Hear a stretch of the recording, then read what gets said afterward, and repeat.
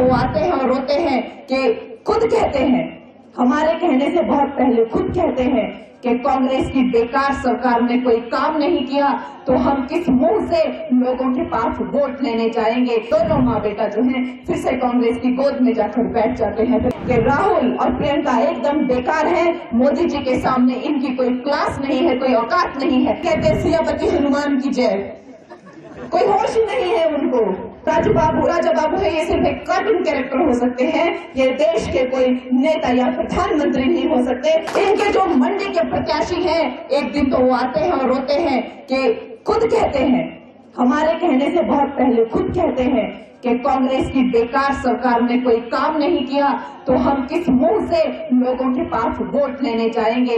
ये खुद प्रतिभा जी और उनके बेटे का बयान है, ये और रिकॉर्ड उन दोनों ने बोला हुआ है ये। और ये कहते हैं अब हम कौन सी शक्ल लेके लोगों के पास, या हमारे खुद के कार्यकर्ताओं के तक के तो हमने काम करवाए नहीं।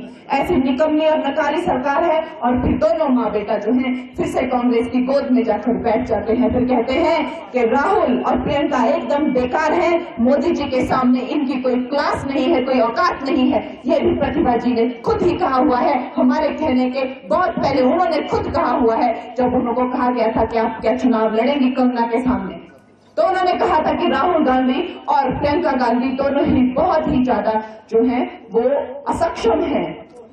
मोदी जी के सामने उनकी कोई हैसियत नहीं है। वो मोदी जी कहाँ और ये कहाँ, और हमारे पास बजट नहीं है, हमने लोगों के काम नहीं कराए हुए हैं। इस तरह के इन्होंने बयान दिए हैं। अब हमारे लिए बताने को रहा ही क्या है, इनके जो काले चिट्ठे हैं वो जनता के सामने खुल चुके हैं। और राजा बाबू हैं, वो कहते हैं कि मैं सनातनी हूँ, मैं हिंदू हूँ, और फिर कहते हैं सियापति हनुमान की जय, कोई होश ही नहीं है उनको। अभी कल भी उन्होंने कह दिया कि जवाहरलाल इंदिरा गांधी हमारी पहली राष्ट्रपति थी और जवाहरलाल नेहरू जो 22 साल जेल में थे। तो इस तरह के जो राजा बाबू है, ये सिर्फ एक कार्टून कैरेक्टर हो सकते हैं, ये देश के कोई नेता या प्रधानमंत्री नहीं हो सकते। और देश की जनता इनको जवाब देगी। परिवारवाद की दीमक से यहाँ तक तो पहुंच गए हैं, लेकिन इसके आगे अब जनता जनार्दन है, जनता इन्हें इनका स्थान दिखाएगी। और दोस्तों, हमारे तपस्वी, हमारे त्यागी, हमारे योगी मोदी जी को हम 4 की 4 सीटें देंगे और 90% हम वोटिंग यहाँ पे करेंगे।